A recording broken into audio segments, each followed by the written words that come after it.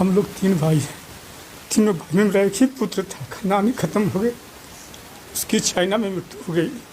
Telephonic सूचना से हम लोग को ज्ञात प्राप्त हुआ है। हम अभी तक कोई लिखित नहीं है, यहाँ की सरकार से कोई अभी तक संतावना नहीं मिली थी क्या हो रहा है। हम पार्टी से और सरकार से मांग करते हैं कि मेरा बच्चा के पार्थिव शरीर कम से कम गया पहुँचा सरकारी तंत्र के द्वारा। उम्मीद है कि सरकार अच्छी काम कर रही है भारत में।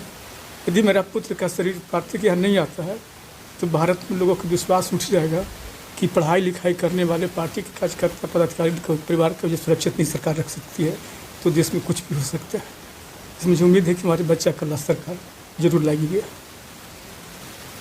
आपके मांग पर संजय जायसवाल ने भी कुछ संजय जायसवाल से हमारी डायरेक्ट बात नहीं हुई, किस माध्यम से बात हुई है उनका मैं ट्वीट पढ़ा हूँ, लेकिन उनसे डायरेक्ट तक बात नहीं हुई। आप लोग के माध्यम से मैं मांग करता हूँ सरकार से कि मेरे बच्चा के पार्थिव शरीर सरकार ला करके सुपुर्द करे। क्या लगता है जो मतलब निधन हुआ है, क्या लगता है किस तरह का षड्यंत्र? नहीं, वो बिल्कुल स्वस्थ है। फॉरेनर स्टूडेंट वही होता है जिसका पूरा शरीर परीक्षण होने के बाद ही वह एंट्री होती है। सरकार के साथ साथ डॉक्टर की रिपोर्ट लगती है और लगातार मेरे परिवार के संपर्क में बचा रह रहा था।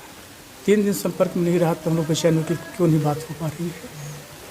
जो हमारे जानने वाले लोग हैं चाइना में, उनसे संपर्क हमारे भाई साहब की है, पता की है। इस बाद रात में फ़ोन आता है कि आपको अटेंड, वो भी रात में 1:30 बजे आती है।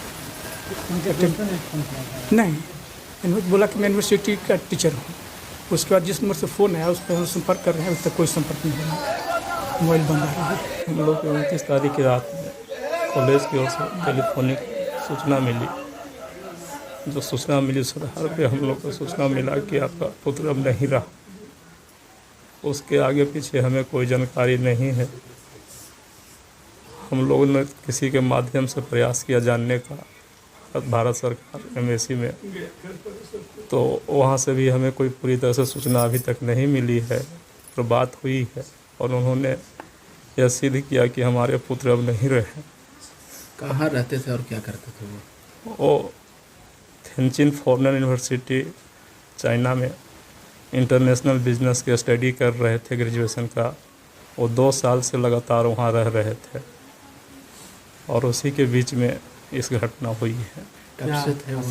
ये 2019 सितंबर में गए थे, तब से लगातार उसी कैंपस हॉस्टल जो होता है कॉलेज का उसी में रह रहे थे। क्या सूचना क्या मिली आपको? सूचना हमें कुछ नहीं, जो भी टेलीफोनिक सूचना मिला सीधा कि आपका पुत्र अब नहीं रहा। कोई कारण अभी तक हमें सरकार ने भेजी है और न यूनिवर्सिटी की ओर से सूचना दी गई लिखित रूप में। क्या आपको लग रहा है इसके पीछे, मौत के पीछे? नहीं, हम लोग तो जब देखे नहीं, कुछ जानकारी नहीं है तो हम लोग कुछ कहने में असमर्थ हैं। बस हम लोग से ही है मांग है, सरकार से उम्मीद है कि वो इस बारे में जानकारी ले और उचित कार्रवाई हो। और सबसे मुख्य जो है हम लोग की मांग सरकार से कि हमारे पुत्र का पार्थिव शरीर मेरे घर पे पहुंचे सरकार के माध्यम से। यही हम लोग के मांग है सरकार से, और कोई हमें मांग नहीं। इससे पहले बात कभी हुई थी? 2 दिन 4 दिन पहले? हाँ, हम लोग के 23 तारीख को उससे बात हुई थी। 23 के बाद हम लोग नहीं कम्युनिकेशन कर पाए और 29 को एक ही बार रात में हम लोग को सूचना मिलता है। कभी ऐसा कुछ लग रहा हो बीमार है या नहीं, मेरा पुत्र से एकदम स्वस्थ था, मेंटली हेल्थली हर तरह से परिपूर्ण था। ऐसा किसी तरह से हम लोग कोई बीमारी उसे नहीं थी जो हमारी जानकारी है।